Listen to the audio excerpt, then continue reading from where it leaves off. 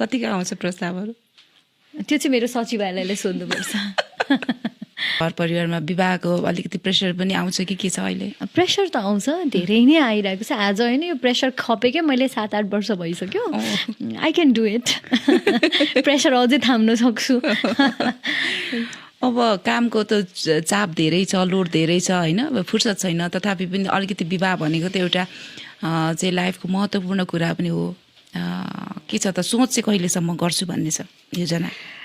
अब खै मलाई अब आउला नि कुनै दिन होइन, सबै समय काल परिस्थिति मिल्दै गएछ भने, साथी मन मिल्ने साथी हुनुभएछ भने हेरौँ।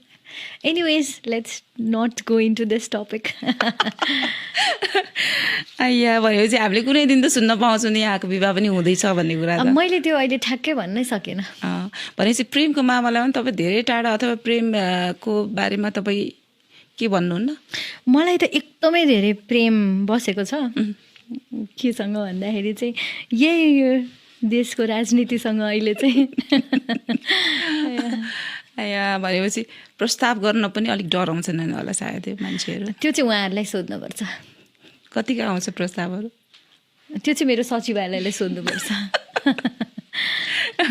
ओके, आज धेरै कुरा भयो, आइदिनु भयो, एकदमै धेरै धन्यवाद भन्न चाहन्छु। अब एकदमै बिजी हुनुहुन्थ्यो तथापि, र धेरै कुराहरू पनि भयो। अब एक त राजनीतिको बारेमा र महिलाको बारेमा पनि होइन, नयाँ नयाँ कुराहरू पनि आज मलाई थाहा भयो जस्तो लाग्यो।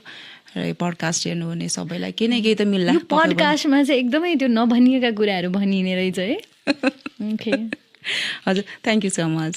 Thank you so much. नमस्कार।